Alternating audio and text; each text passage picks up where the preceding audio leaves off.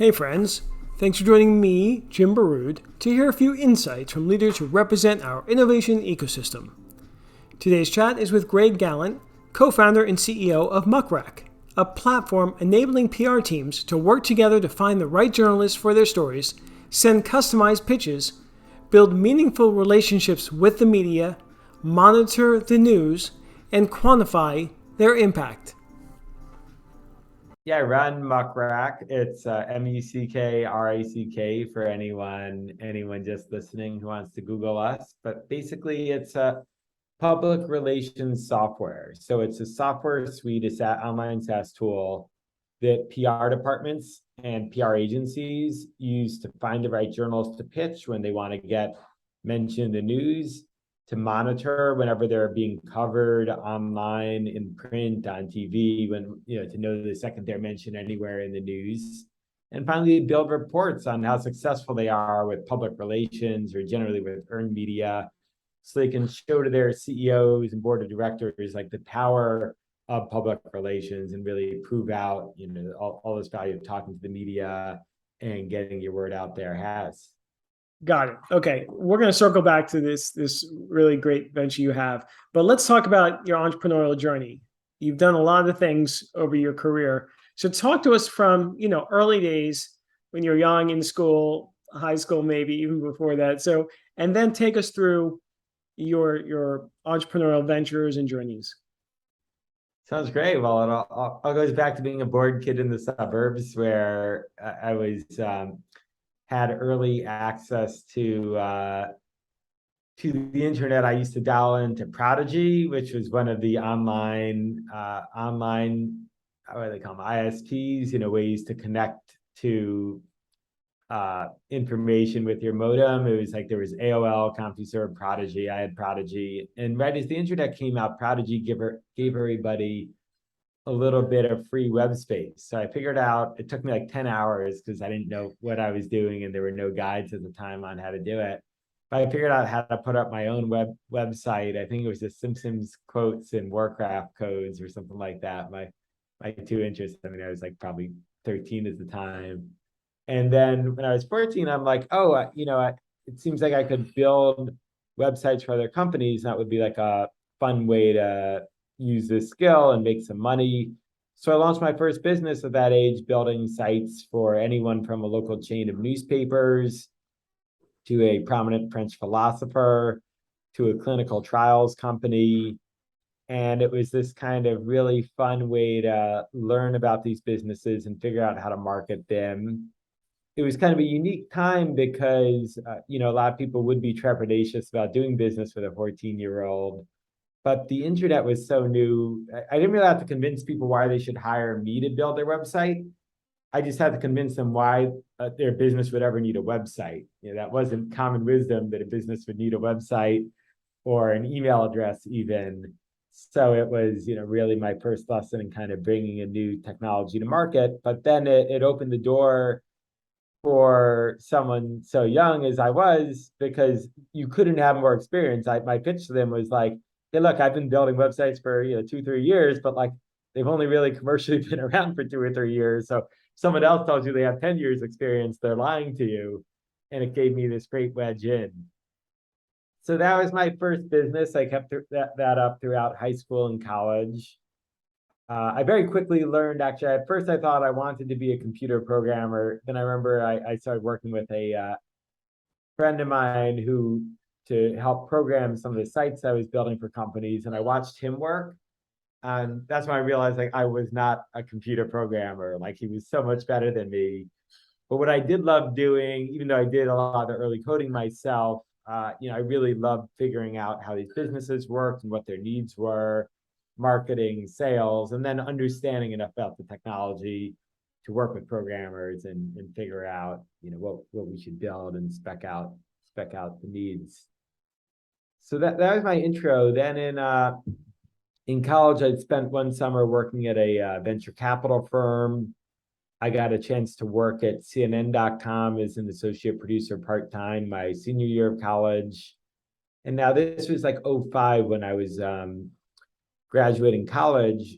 And I was kept getting stuck in Atlanta traffic when I was traveling to CNN.com, and I hated Atlanta radio. It was just when the iPod had come out.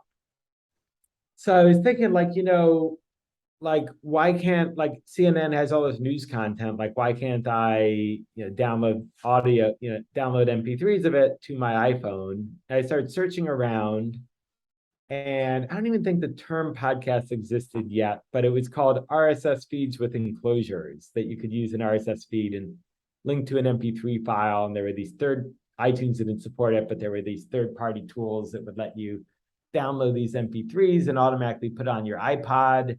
Very complicated, but I was just fascinated by this idea that you could kind of revolutionize radio by letting people get, content MP3s onto their iPods. So I decided right when I graduated in 05 to launch my own podcast in 2005. There was like, now it's so easy. There's a million guides on how to start a podcast. Back then, there was like almost no resources. I remember the only thing I could find was there was some podcast called the Godcast. There was some like Christian podcast. I'm not even Christian, but luckily the guy who ran that podcast was very generous. I Googled, I saw he wrote like one blog post on how to start your own podcast. So I was emailing back and forth with him. This was before you had Zoom or Riverside or all these great tools. Now, it was even before Skype had recording. So I had to record the first couple with my voice modem, which was this thing that came out in like the 90s. I had to pull out an old computer from my parents' basement that let you connect a like desktop tower computer to a phone line so you could record what's happening on the phone onto your computer. So it's very rudimentary. I didn't know anything about audio, but I just figured this all out. And for my topic, I thought it'd be awesome to do a podcast interviewing entrepreneurs, which today, case in point, is a very common format.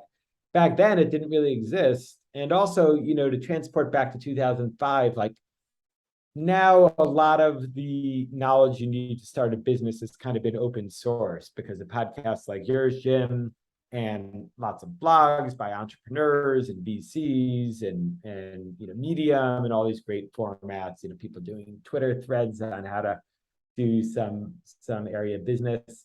But back in 2005, there was very little. I remember really, I'd always devour Inc. magazine and Entrepreneur magazine, but that was it. And you just read an article, and it's like, hey, Jim started a business, and then 5 years later, it was doing 50 million in revenue. But I'd always be like, wait, what did they do between starting the business and scaling it, and how'd that work? And I could just never get enough information on it. So I thought it'd just be awesome to go out there and interview entrepreneurs about how they were starting their businesses. So I started my first podcast in 05, or my own podcast called Venture Voice. It's all still on iTunes. And I went out there and just cold called entrepreneurs to get them on the podcast. And I ended up getting a lot of entrepreneurs who were kind of just at the start of their career, who've since gone on to become billionaires. Like I had Reid Hoffman on back when LinkedIn was a 50-employee company. I went to their office at the time. Reid was very generous. He sat in the conference room for like an hour and a half, recorded the podcast. He was quizzing me about how I use LinkedIn because he was trying to figure out how to get more people to use it. I interviewed Jeremy Stoffelman, the founder of Yelp, when Yelp was under 100 employees.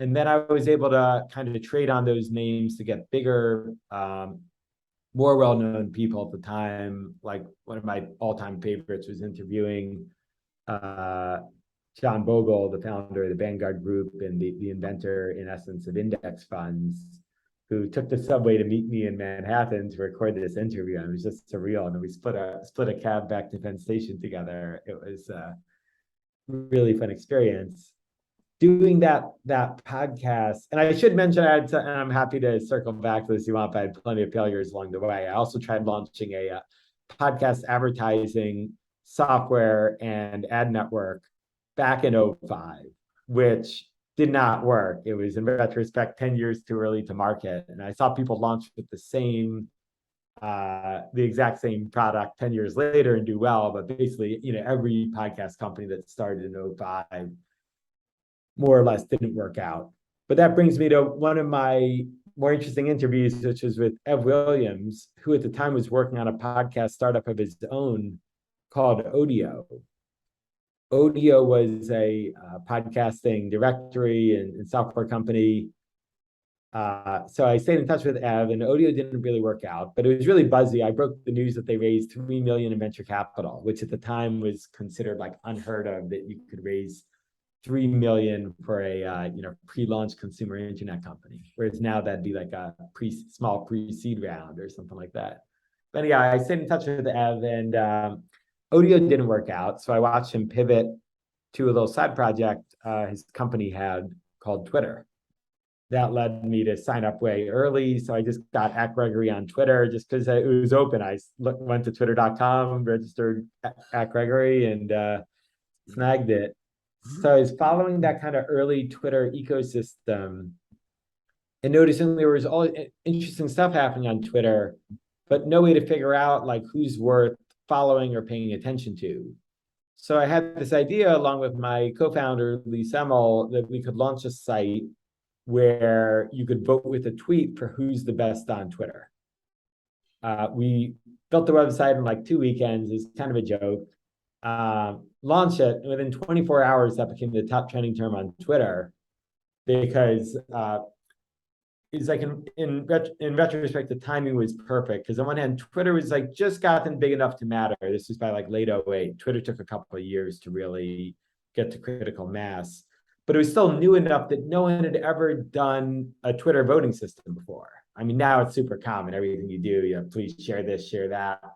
No one had done that before. So it was kind of, people were hadn't tuned out the noise on Twitter yet. So the idea of voting with the tweet just took over Twitter. It became the top trending term. Everybody was nominating everybody else for a Shorty Award. And very quickly, we got covered everywhere. New York Times, Wall Street Journal, BBC, all called us to cover it. I remember the Wall Street, we were based in Dumbo at the time in Brooklyn. I remember the Wall Street Journal came out to Brooklyn to take me to lunch. Like, now Brooklyn's cool, but back then, the idea that someone from the Wall Street Journal would come to Brooklyn to meet me was like unheard of. So I realized something was up here, and the first Shorty Words was a big hit. We had, MC Hammer there, Gary Vaynerchuk, people flew in from all over the world. It was kind of like the first big social, in a way, one of the first big social media events ever back in, by the time we did the ceremony, it was early 2009. But coming off the Shorty Awards, I realized like what's going on here? Like journalists are using social media to figure out what to write about and what to tweet about. So that led to the first version of Muck Rack, which we built in 2 weeks. And it was just here are all the journalists on social. It became very popular with journalists over the next couple of years. We were still running the Shorty Awards and trying other ideas, but we just left Muck Rack running, and it became very popular with journalists. We had over 10,000 requests to get listed there in just the first year. And then I'd run into PR people, and they'd all tell me like, oh, you do Muck Rack? Like, I'm using that to do my job, to figure out which journals to pitch and to see what they're up to. Like, oh, that's interesting. Like, you're using our website to do your job. You already know about our brand, and we have all this great data. But you're not charging for it. And I realized I was watching friends of mine, like I got to know Ryan Holmes in the early days of Hootsuite and other companies like that, where I just saw they were building these like wonderful businesses with super predictable revenue. So it kind of came together like, hey, we have all the makings of a SaaS product in Muck Rack, and we can keep it free for the journalists and fund it by having the SaaS product for the public relations profession. So in about 2 years after launching it as a free site in late 2011, we relaunched it as a SaaS product, keeping it free for journalists and the public, but then adding this paid tool for the PR profession, and then off to the races ever since. That's an amazing journey, Greg. Now, just for folks to understand the Shorty Awards, can you explain what they honor exactly, and if they're still going on? Sure, yeah. So the Shorty Awards, it honors the best of social media, both creators on social media, but also brands and agencies and nonprofits celebrating all their work on social media. And it really helps people kind of progress their career, because when they win an award and get formal recognition for all the hard work they do innovating on social media, kind of shows their organization how important it is. It gives them license to take bolder risks on their next ventures. And we've seen many people kind of cite the Shorty Awards as kind of a pivotal moment in their career. And it's still going. It's now originally we were doing both Muck Rack and the Shorty Awards under the same kind of corporate structure, but in the last several years we split out each to be its own its own independent company. And the Shorty Awards is now over 5 people. It's profitable, and it's still going 13 years later. That's great. And we should talk about social media a little later, but let me just ask you, how did you come up with the name Muck Rack?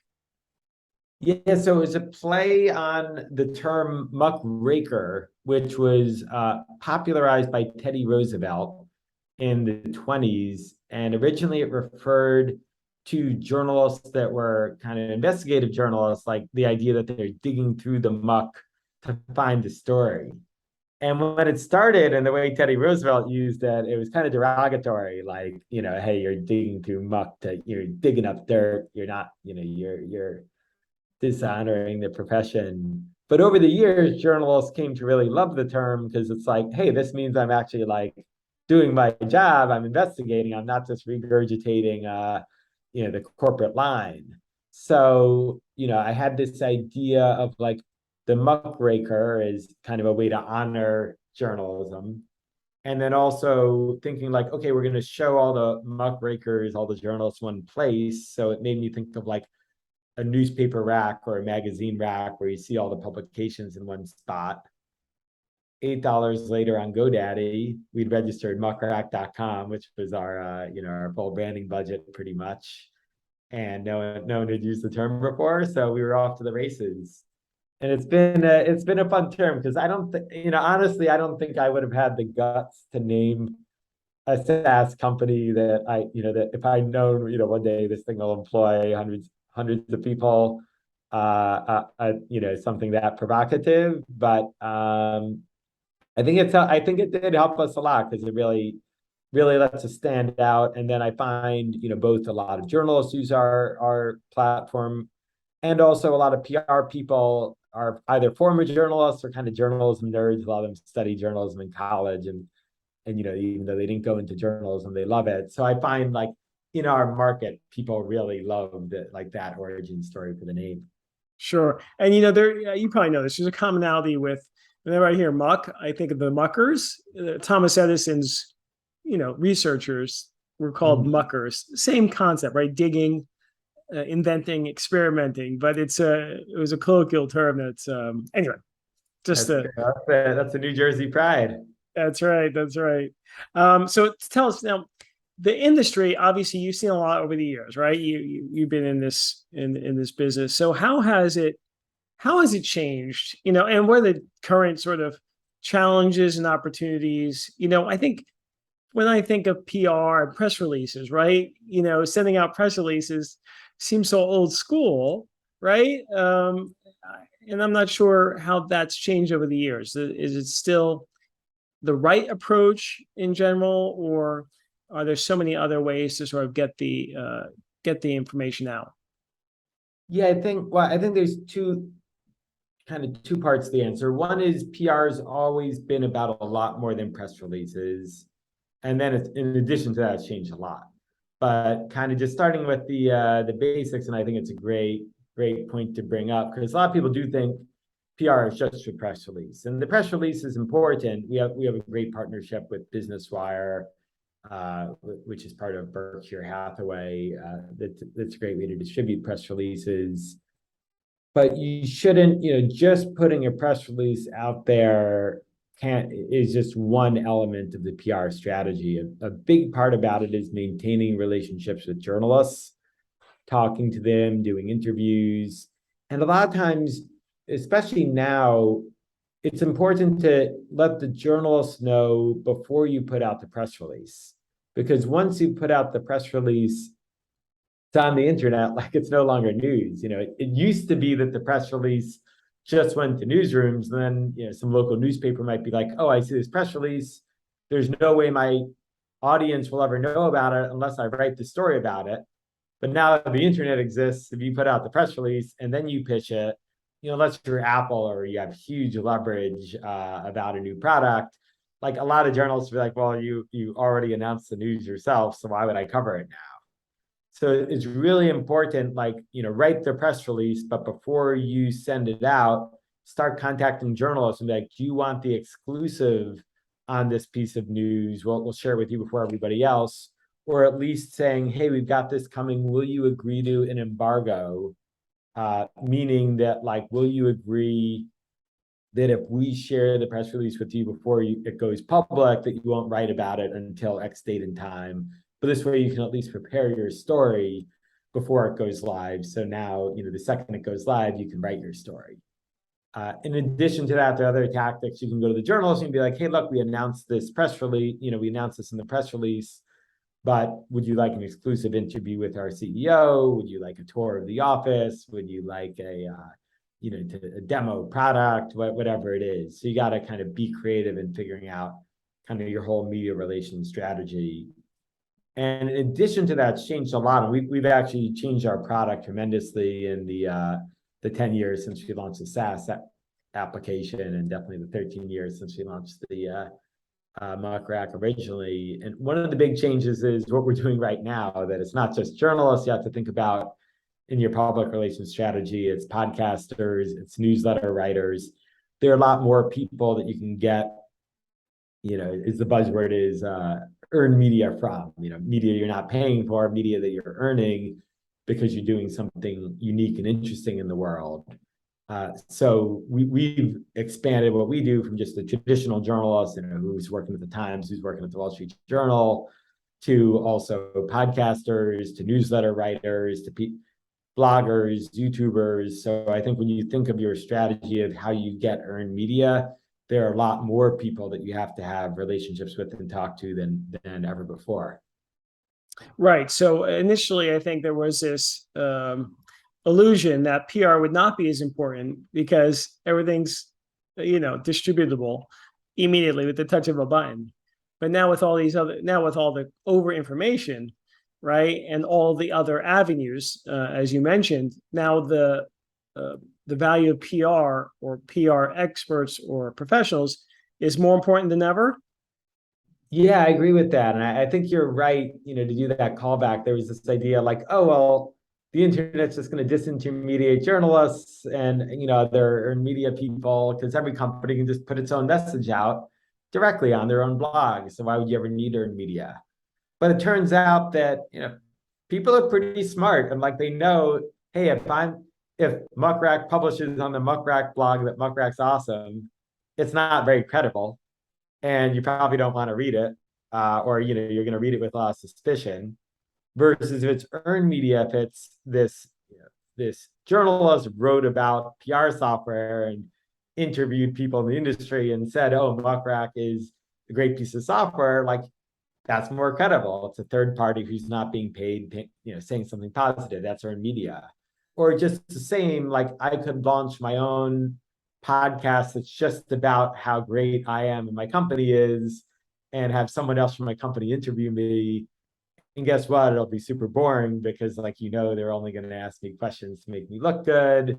And, I'm only doing this to promote myself. And by the way, who's going to ever subscribe and listen to it? Versus, Jim, you have a podcast, you're interviewing people, you didn't run the questions by ahead of time. People like your style of interviewing. They know you're not being paid for this. So they'd probably rather hear me on your podcast rather than, me putting out my own propaganda about how great I am. So again, that's earned media because I'm not paying you to be on the show, but it's also not owned media. It's not my own content. So I think that's where earned media fits in, because you want to listen to a third party talk about something, not someone talk about themselves. Right. And so is that the biggest challenge these days, is just getting your message out there in an overcrowded overloaded sort of environment? 100%. Yeah. And I mean, I've seen it change so much since even in the decade or so since we started Muck Rack, because it used to be you only had to hit up a couple publications and everyone knew what was going on. Like back a decade ago, it was like, okay, if you got the New York Times or Wall Street Journal to cover you, you were golden. Even back then, TechCrunch is still very influential, but back then it was like TechCrunch was it. Like everybody in tech read TechCrunch. If you got on TechCrunch, you just knew you got everyone, and that you're set. Now TechCrunch is still strong, but there's The Verge, there's Vox, there's there's just prominent people on Twitter talking about it. There's lots of influential podcasts. So you get written about in TechCrunch, or even the New York Times, Wall Street Journal. You can't count on everyone reading it. I mean, and even within the New York Times, Wall Street Journal, they're publishing many times the amount of content that they did 10 years ago, because they used to be constrained by paper and they didn't produce that much content only for the web. Now they produce a ton of content only for the web. They have no constraints, just like everybody else online. So it's like you can get that big hit. Well, I mean, it's hard. It's hard as it ever was to get the big hit in a New York Times or Wall Street Journal or whatever, the leading trade pub of your industry is. But even once you get that hit, it's not enough. You also got to get on the blogs and the newsletters and the podcasts. Then you got to get people to share that story on social media and make sure people actually see the story. So we've seen PR only get harder and more complicated since we started the company. We've seen most companies have really staffed up, in addition to increasing their spend with PR agencies. A lot of companies have really staffed up their internal PR department. And then there were a lot of companies that when we started, were like, well, we don't need PR software because there's 5 journalists we need to know. And I'm just going to go get drinks with those 5 journalists every quarter. And I'm set. To now, or like the journalists are changing jobs, podcasts and newsletter writers. And like all of a sudden you really need software to track all these relationships and figure out who the right people are to talk to. That makes sense. And let's double click on the podcasting, because I know I get approached all the time to put people on, on my podcast. And it seems like there's a sub industry there, like a boutique PR agency. Now, have you seen that rise? Number one. Number two, does Muck Rack have a service that helps PR professionals find podcasts as well? Yeah, so we've definitely seen a rise in professionals who will help you get on podcasts. Some of them are traditional PR firms, and we see this a lot now, where traditional PR firms are saying, like, we're going to have what they call a media relations strategy, and they're going to say, okay, here's the 10 journalists we think we need to talk to, and they're also going to be like, here's the 5 or 10 podcasts we think you should get on, and we're going to go approach them, on our client's behalf and see if we can get them interviewed. In addition to that, I've also seen specialist agencies start where all they do is try to get people placed on podcasts. And what we do is we provide software to help you search for the right podcaster. So that's the functionality we've always had, is to help people search for the right journals based on what the journalists are writing about. So we've added in the functionality to find the right podcaster based on what they podcasted about before. So someone could come out and maybe they say, hey, you know what? Our client, it's a startup, similar size as the one as Muck Rack. So like, let me search and see which podcast have interviewed Greg Galant. And then you'll see, hey, Greg was on Jim's podcast. So let me add Jim to a media list, and then I'll pitch Jim, and hopefully they actually go back and listen to the podcast. And then they say, hey, Jim, I listened to your podcast with Greg. I know that you like interviewing entrepreneurs who scaled to a certain size. My clients also scaled a company to that size. And, saw that you like talking about virtual, remote first companies. Our customers also remote first. Like, would you like to set up an interview with them? And it kind of makes that process a whole lot more targeted. Got it. Before we move on to talk about remote and social, can you share just one thing for all entrepreneurs or all business professionals, what they should do if they want to get free publicity, PR, earned media these days?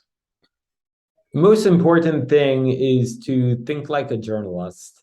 So a lot of times entrepreneurs, they get caught up in the accomplishments that are important to them, launching this new feature, this functionality, but they miss, like, why would anyone else care? What makes this an interesting news story? And a lot of times it's very counterintuitive. Like, what makes your story interesting might be your own background. It might be, some adversity you overcame to start the company, might be something unique you did to save money, but that's odd and unusual that other people want to cover. So, number one, think like a journalist. Figure out what's the real story behind what you're doing.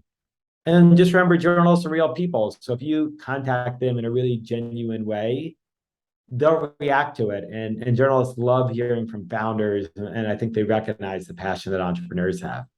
Got it. That's very useful. Thank you.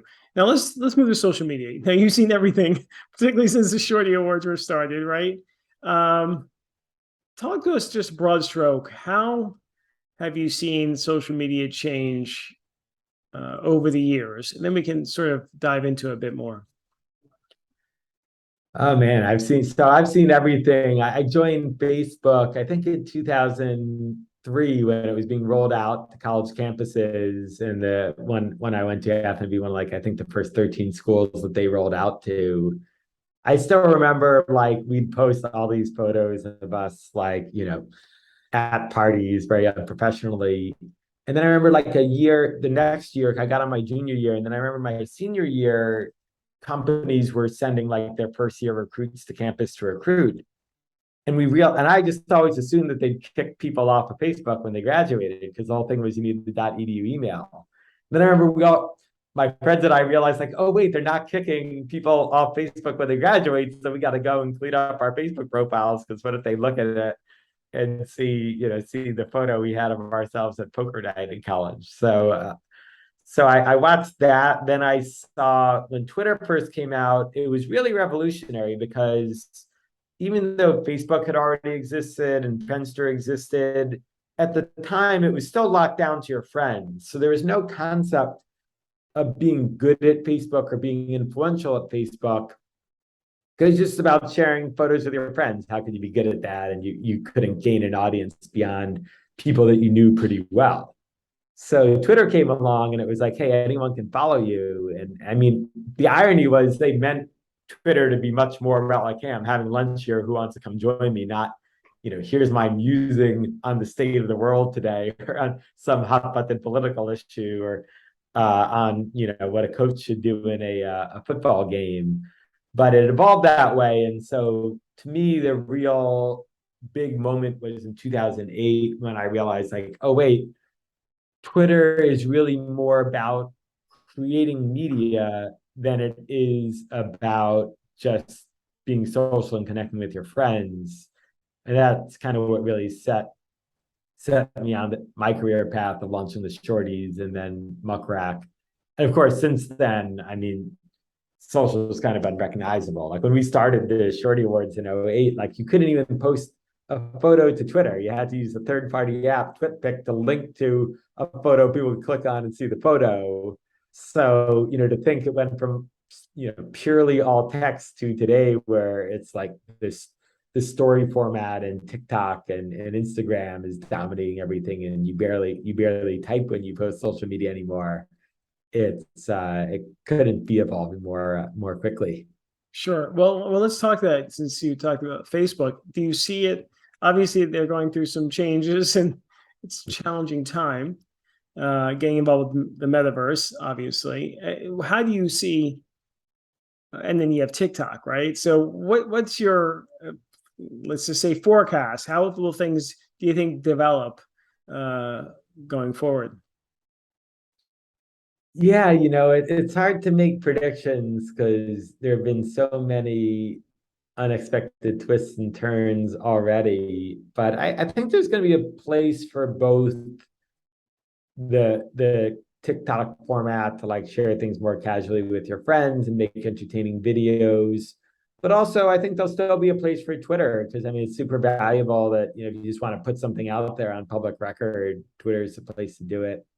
And I don't see TikTok replacing them for it anytime soon. The same way that we had, when there were magazines, like one magazine put every other magazine out of business. Like there were some magazines you read for fun, some you read to know the news, et cetera. So I think there'll be a continual expansion of it all. I think what's happening with Meta is fascinating. I got an Oculus a few months ago and played golf with a friend of mine. I haven't played golf in real life since I was in high school, but I played golf with a buddy of mine who lives on the other side of the country, and it was a lot more fun than just doing a typical like Zoom catch up at night with a friend. So I don't know how long it'll take before, to me, it's like that the podcasting question where like I knew in 2005 that podcasts would be big. I thought it would be big in a year or two. It turned out it took 10 years longer than I thought. So I'll acknowledge the same ignorance with the metaverse where like I believe it, I think it will work. I just don't know, like, will it work in the next year or two, or is it still 10 years away? And I think that's the hard bet. I think that's one of the hardest things about being a technology entrepreneur is, you can see the future, but you just don't know when it'll occur.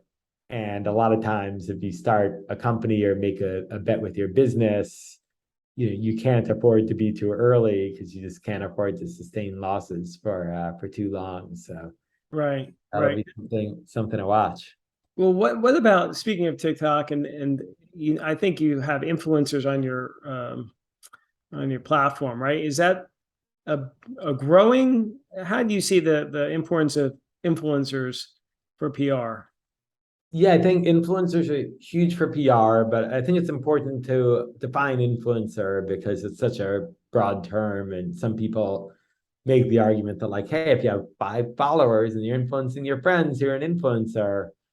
And maybe you are, but the way that we think about it for PR and what we're trying to accomplish with our software is like, who are the influencers that you're going to have good earned media opportunities with, where you can get them to cover you without paying them? So what we're not trying to do is there are all these influencer platforms out there where they're like, hey, you know what? You should pay, 5,000 bloggers $10 each to mention your product, and we'll facilitate the payment to them all and get them all to write it. That's paid media, of course, because you're paying them. And I don't know, maybe that's a good idea, maybe it isn't, but it's just not our business model. If you want to do that, there's other companies to help you do that. And there's also, a lot of regulatory issues there because you're paying people to write the message. So you got to be FTC compliant, and then you just have to facilitate making hundreds of payments or a little bit of money, which is a big nightmare. So what we're focused on is we're saying, hey, that's for the marketing department. You want to pay people to pay influencers to make content about you. That's just a different business than what we do. But what we do acknowledge is that just like journalists will cover you, because you're newsworthy, there are podcasters who want to interview you because you're newsworthy. And then people have YouTube shows or TikTok accounts or Twitter accounts who, care about making interesting content for their audience. And if you can go to them and say, hey, we're doing something interesting and you should tell your audience about it.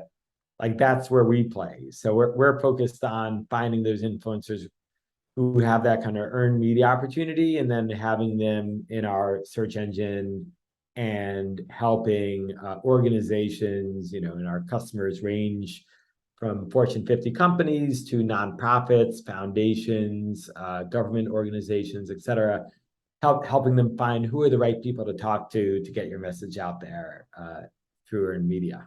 Got it. Now, what about the rise of newsletters? Right, we see Substack and similar platforms. How do you view that, and how do you see that? Is that sort of, are we plateauing, or how do you view that? Yeah, I think that's a really powerful trend. I mean, in a certain way, that's been going on since the founding of the founding of America. That Ben Franklin wanted to get his stuff out there, so he got a printing press, but he also wrote all the content initially and distributed it to everybody. But back then it was really hard and took a whole lot of startup costs because you had to buy the printing press and the ink and go around and distribute the newspaper. So I think in a way it kind of carries on that tradition of entrepreneurial journalism, but just makes things a lot easier because what Substack or Ghostery or any of these platforms do is they abstract all these headaches that you would go to in starting your own media company. So setting up the email list and setting up a payment system and having the business processes to convert free subscribers to paid subscribers, all the stuff that the Wall Street Journal and big subscription papers have whole departments and have figured out for decades. It gives all that power to any journalist or anyone who just says, hey, you know what? I just want to start doing my own newsletter. And I think it's really powerful because when you lower the cost to taking the startup bet, it allows a lot more people to do it, and it lets people do it who might not have access to as much capital or resources that other entrepreneurs would. So I think it's a super powerful trend. And I think there's always like the hype cycle or something gets way hyped and then people say it's over and the next thing's going. But I think it'll be this slow. I think in reality, maybe the story got ahead of where the trend was, but I think the trend's still going up because it's just super powerful when you enable people to be entrepreneurial. I think what we're going to find is, they're not all going to work. Maybe most of them don't work, but it might still be that even though most of the new newsletters don't work, that we're still ending up with like 100 times more successful newsletters than we would have otherwise had, in absolute terms, because you've kind of unleashed this entrepreneurial streak of journalists. So I'm very bullish on it, and I think it's going to be super powerful. And already you're seeing a lot of these newsletters have more, sometimes as much or more influence within their narrow industry as a mainstream publication does within that particular industry, just because they're so focused and people trust them so much to know their subject matter. Yeah, no, I'm seeing that as well. I just can't. There's so many good ones. I can't consume them fast enough. That's the challenge. Just like all the content on TV. Yeah, I have the same challenge. It's for news junkies, it can get overwhelming, but gotta find your best ones. But then you also I find when you talk to normal people out there, like there are a lot of people out there where they're like, I'm not a news junkie, but I found this one newsletter, these two newsletters, and this one podcast that like tell me everything I need to know about my industry. Yeah, that's for sure. Now, what about remote work? I know you're an advocate of that and thought leader in that field. Tell us how you see things, and obviously we're at a point in time where companies are trying to get folks to come back to the office a bit more. Can you give us your thoughts on that? Yeah, so we've always been a proponent of remote work up until the pandemic. We were hybrid, so we had an office in New York City, but half of our team was already distributed all over the world and the country, and obviously couldn't come to the office because they were hundreds of miles away. And then even for our people in New York, we never required that anyone come to the office. And it wasn't like, oh, you can get permission to work from home if you ask your manager a week in advance. It was like any morning you wake up, you decide if you want to come to the office or not. And that might be you don't come at all. Maybe you come in the afternoon after you've had a productive morning. And we had some employees who came in like once a month. One who like lived in Greenpoint and she just didn't want to spend 40 minutes commuting on the subway. Or we had quite a few others that had dogs and wanted to be at home with their dog. And we had other people who'd come in. We had some that would come in like every day. We had a lot that would come in 1 or 2 days a week. We had one person who lived 5 minutes from the office, but just didn't come in whenever it was raining. So we were already, big advocates of remote work. And we've always grown 50, 60% year over year. So our top line revenue. So, we always knew like, hey, this is working.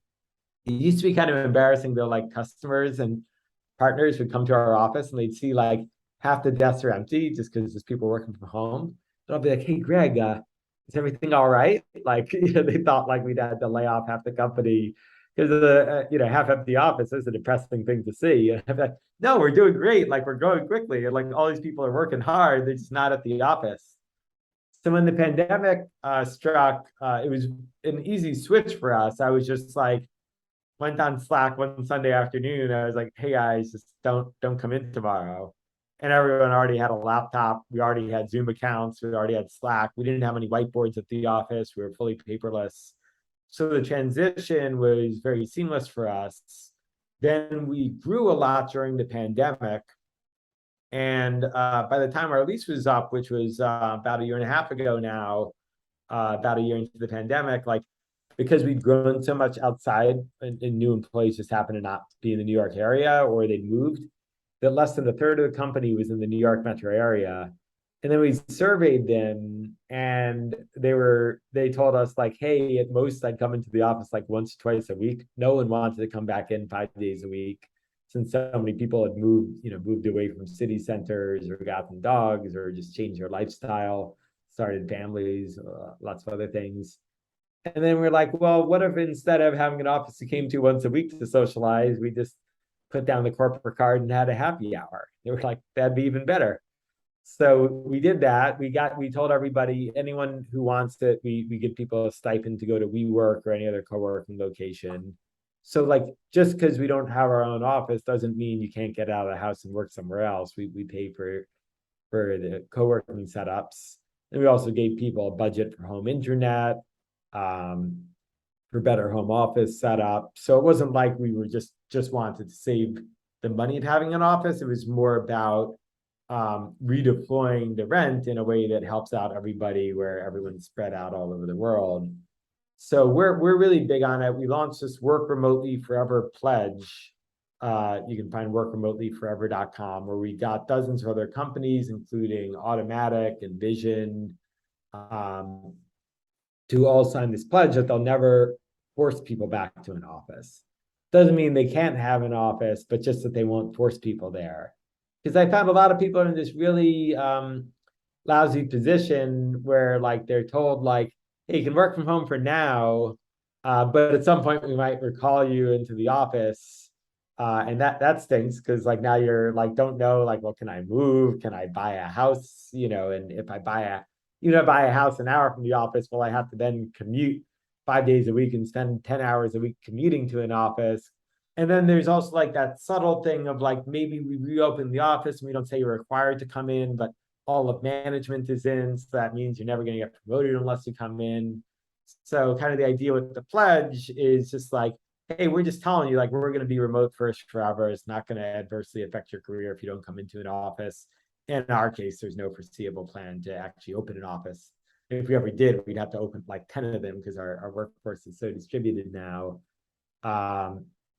And I think companies owe it to employees. Like, I don't think every company has to be remote, but I think companies owe it to their employees to be super clear about where they stand on it so that people who work for companies just know, like, am I going to be remote or not, and how will it affect my career if we're remote? And for anyone listening who does want to be remote, like, we're hiring, so go to muckrack.com/careers. We've made a very clear pledge where we're never going to force anyone into the office. Got it. That's really thoughtful and progressive, and obviously speaks to the times. And just so smart. So this has been a great conversation, Greg. Thank you for doing it. We usually end with a poem or a saying. So what would you like to share with us? I'll share one of my favorite quotes, which is, a genuine leader is not a searcher for consensus, but a molder of consensus, which is from Martin Luther King.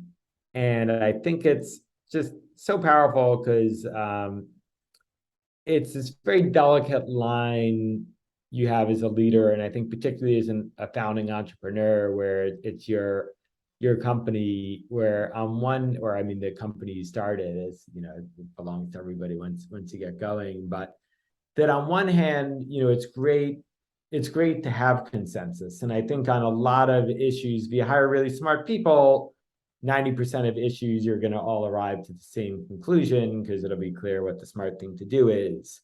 But there's always going to be tough judgment calls where, it's not clear what the future is and where smart people will disagree.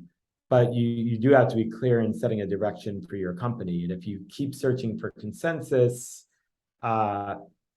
you'll be paralyzed just because you're never going to get that many smart people to agree. But also, if you're just dictatorial and you're like, okay, well, I know we all disagree. We spent 15 minutes talking about it, but hey, I'm the CEO, so we're going this way. Then you're really going to disenfranchise a lot of your team, and they're going to resent the decision that was made, or at least not understand why you made it.